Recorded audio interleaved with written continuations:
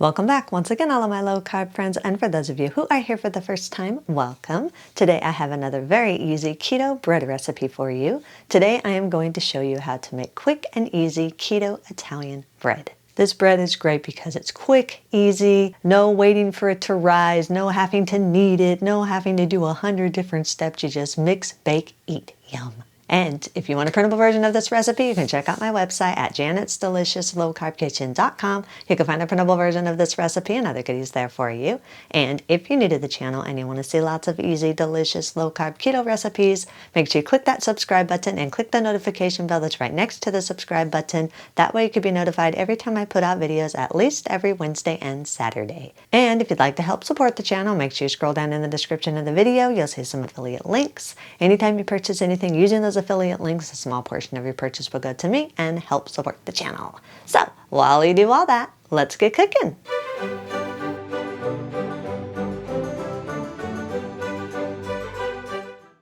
Preheat your oven to 400 degrees.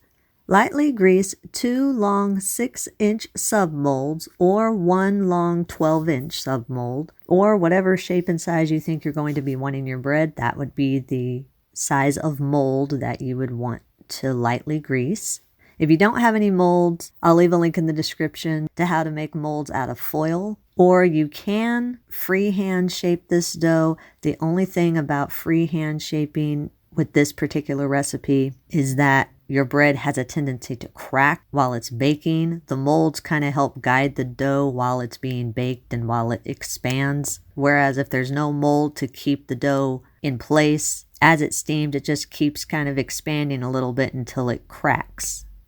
Also, if you'd rather have a wider loaf rather than a long skinny loaf, you can use an 8x4-inch or smaller loaf pan and set them aside for a minute. In a large mixing bowl, combine 74 grams or around 2/3 cup of coconut flour, 15 grams or around 1 tablespoon of baking powder, a 1/4 teaspoon of salt, 9 grams or around 1 tablespoon of instant dry yeast. This is optional. It's strictly just for flavor. It does not help your bread rise or anything. Coconut flour, baked goods don't rise very much. I tell you guys that all the time, and I will continue to remind you of that. So the yeast is just to help your bread taste a little bit more like traditional bread. Also, if you're oversensitive to coconut flour flavor, or you just want your bread to have a different flavor to it, you can add some dry seasonings or dry spices just to give your bread a little bit of a different flavor. I'm leaving mine just as it is, just adding the yeast.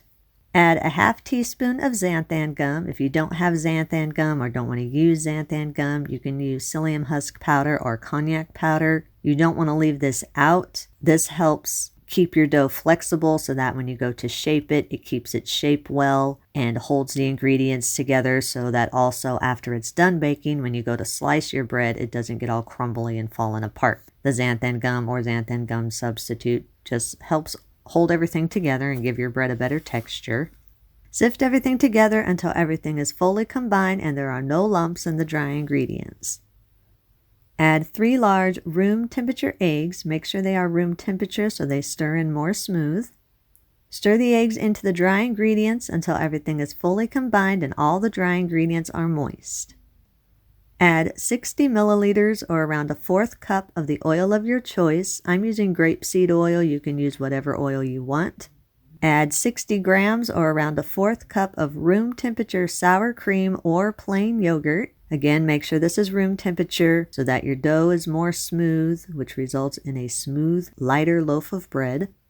Stir everything together until everything is fully combined and a smooth dough forms. Scrape down the sides of the bowl and push the dough to the center of the bowl. Form the dough into a ball and massage the dough ball for about 1 minute or until the dough is smooth and flexible. The dough should be moist but should not be sticking to your hands or sticking to your fingers. If it does feel sticky, then just add very, very small amounts of coconut flour until the dough is no longer sticky. Once you've massaged the dough for about a minute, then we're going to test the dough and make sure that you have the right texture. Take a portion of the dough in your hand and roll it around in your hand until it forms a nice smooth ball.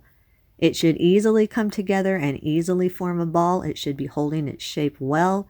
Should be moist, but again, not sticky. Line a clean work surface with parchment paper or a silicone mat.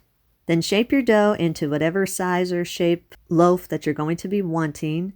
I usually do mine either in a long 12-inch log, or in this case, I'm doing 2 6-inch logs. But whatever size and shape that you are wanting, that would be the size and shape that you would be rolling your dough out to. Once the dough is shaped, place the shaped dough into your prepared molds. Make sure as you're shaping the dough and as you're putting it into the molds that you keep the dough as smooth as you can. You don't want it to have any cracks or holes in it. If you do see any cracks or holes, just take your finger and lightly rub the crack or the hole out. Use your hands and flatten the tops of the dough just a little bit. You don't really want a rounded top on coconut flour bread. Rounded tops tend to crack. Even if you score the bread, they still tend to crack a little bit when it comes to coconut flour breads. Use a sharp knife and cut about 4 to 5 slashes in each portion of bread. Make sure when you are cutting these slashes that you do not cut all the way through. It's just basically going to help vent the steam as the bread bakes. Also, when you are making the slashes or scoring your bread, make sure you leave space between each one of the slashes. You're not wanting to put the slashes right on top of each other. Use a silicone brush and brush the tops of the dough with some egg wash, which is 1 egg and 1 tablespoon of water mixed together. Or you can also use some melted butter or some oil. This is just going to give you a dark top on your bread. If you don't want a dark top, you can leave it off. The top of your bread might not be quite as dark as mine. It can differ depending on what you're brushing your bread with. Then place the bread in your preheated oven. Bake at 400 degrees for 15 to 20 minutes or until golden. Now, if you have made a wider loaf rather than a long skinny one or 2 long skinny ones that I have, you may need to cook yours just a little bit longer. So check it at the 20-minute mark. If it's not golden and a tester doesn't come out clean, then just cook it a little bit longer until it's nice and golden. Once your bread is all baked, remove it from the oven. Allow it to cool in the molds or the pan for at least 30 minutes so it can firm up. After 30 minutes, remove the bread from the molds and transfer it to a wire rack. Then allow it to cool completely before slicing it. Make sure it is cooled completely before you slice it. Okay, we are back with my pretty little Italian bread. Now, I made mine into 2 small portions because I specifically wanted to use it for barbecue beef sandwiches. But as I already specified in the video, you can make them whatever size you want. You can also multiply the recipe if you're wanting to make multiple small loaves or a bigger big loaf. Whatever you want, whatever size you want, that is all up to you, but size is not as important as taste, right? So, let's see what this tastes like. This is going to be messy because it's got barbecue sauce all over it. So this might be interesting, trying to get this without making a huge mess. Let's see here.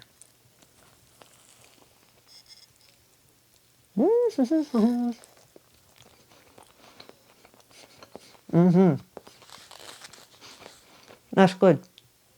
Messy. I like that. The egg wash gives it a nice little crusty outside. So if you don't want that crusty outside, then you can just leave the egg wash off. That's part of the texture of Italian bread, is that nice little crusty outside, but still soft on the inside. And that's just what this is. Very good, very tasty. This barbecue sandwich tastes really good on it. So yeah, another thumbs up for me. Great, good stuff, yummy.